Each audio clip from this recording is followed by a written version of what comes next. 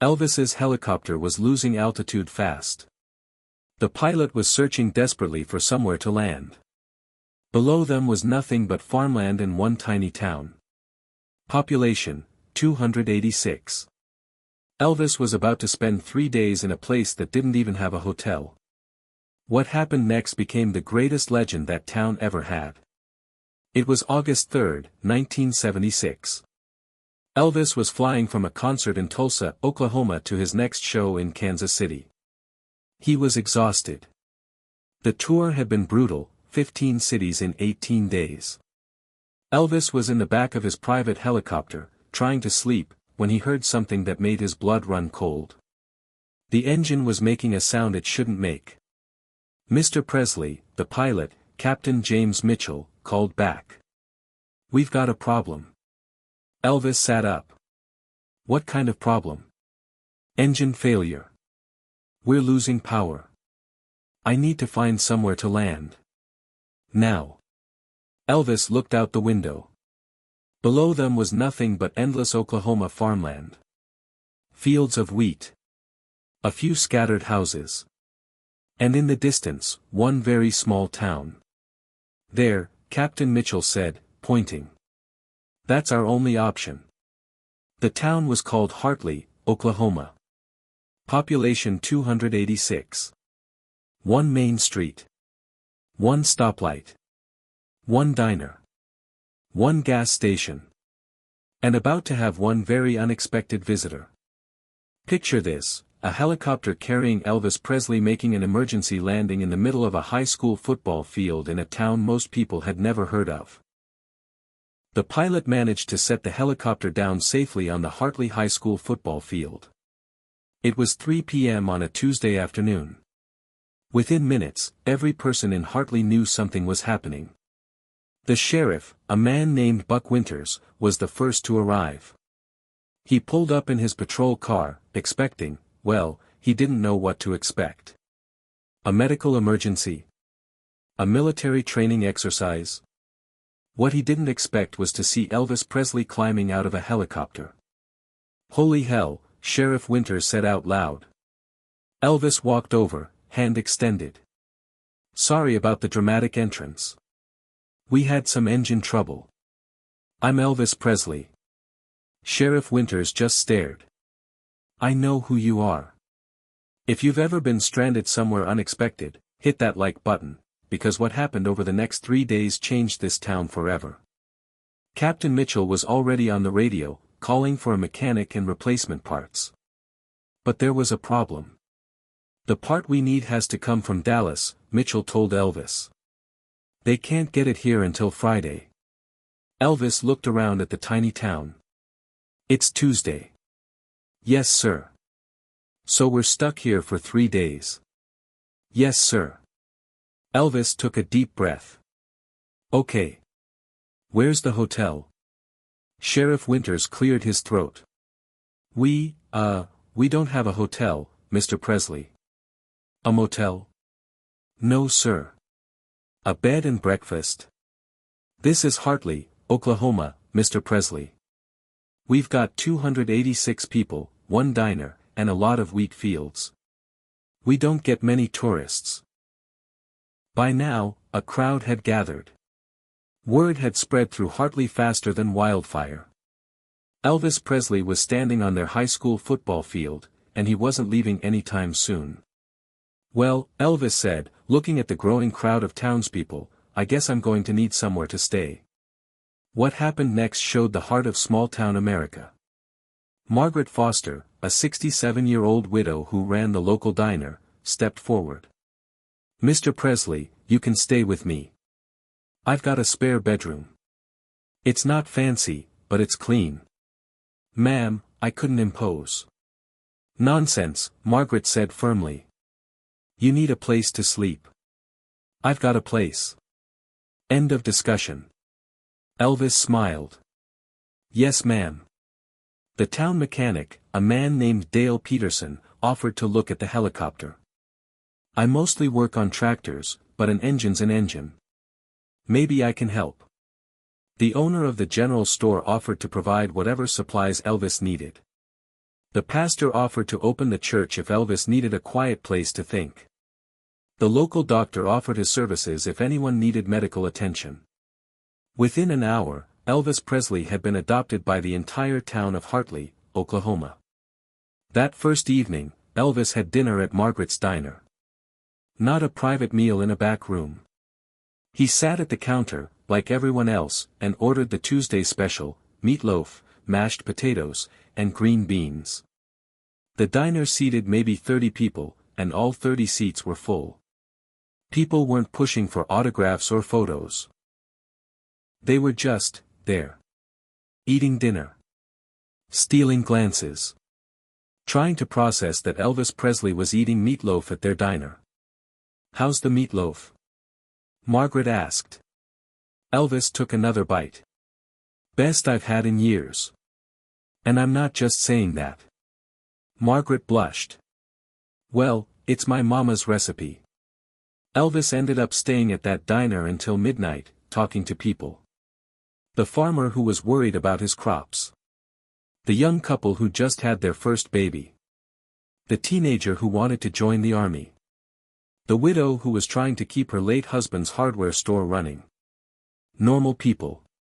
Normal conversations. Something Elvis hadn't had in years. Subscribe for more stories where unexpected moments revealed extraordinary humanity. Day 2 started with Elvis waking up in Margaret Foster's spare bedroom. It was small, simple, and nothing like the luxury he was used to. But he'd slept better than he had in months. When Elvis came downstairs, Margaret had breakfast waiting. "I wasn't sure what you'd want, so I made everything."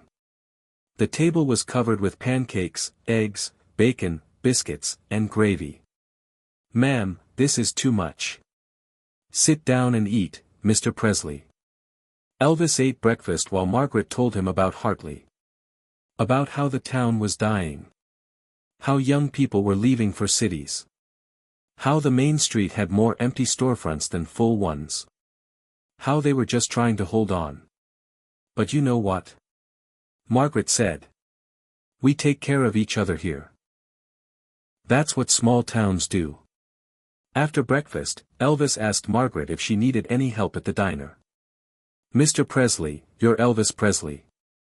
You don't need to work in a diner." "Ma'am, I'm stuck here for 2 more days.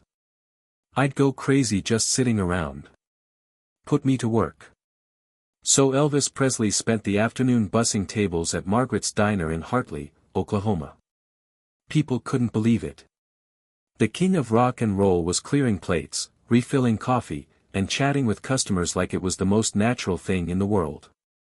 "You're really doing this," one customer said, stunned. Elvis smiled. "You think I'm too good to clear a table? I never thought. I worked a lot of jobs before I was famous," Elvis said. "Movie theater usher. Truck driver. Factory worker. This isn't so different." That evening, something magical happened. The high school principal, Mr. Robert Hayes, approached Elvis at the diner. "Mr. Presley, I know you're trying to keep a low profile, but would you consider doing something for the kids?"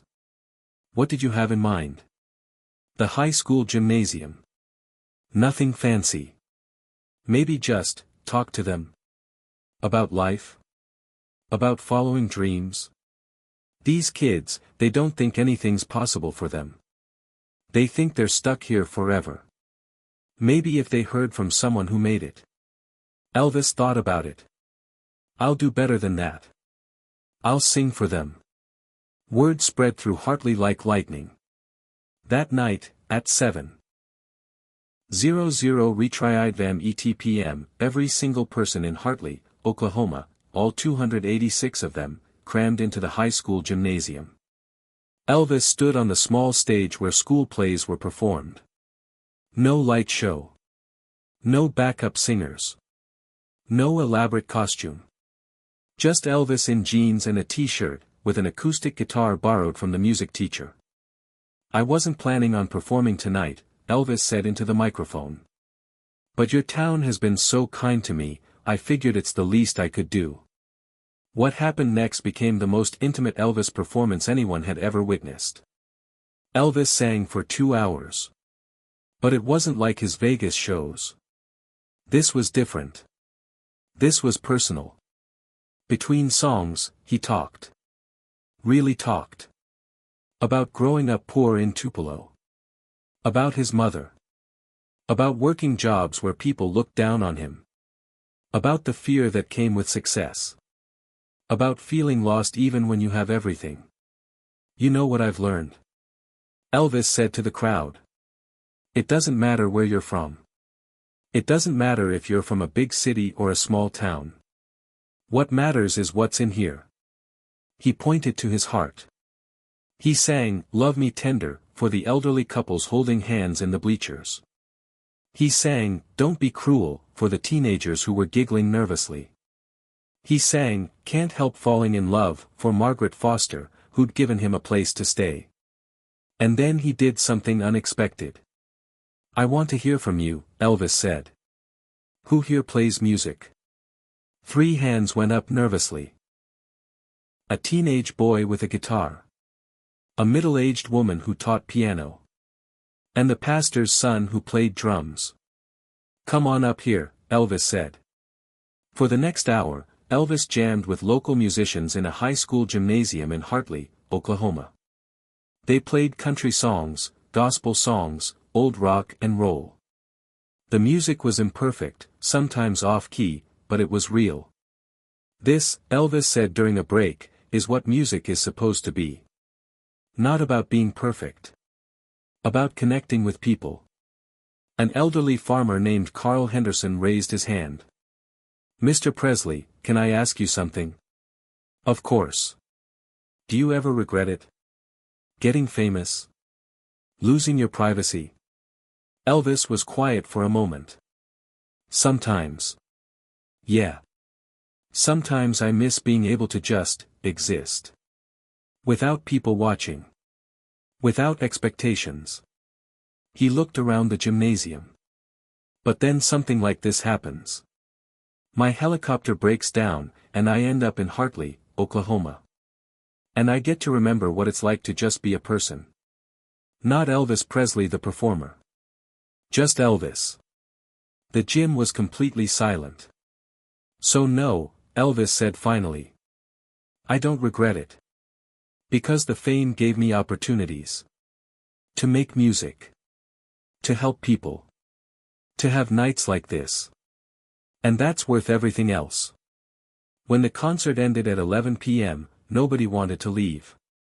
People stayed, talking, laughing, taking turns having conversations with Elvis.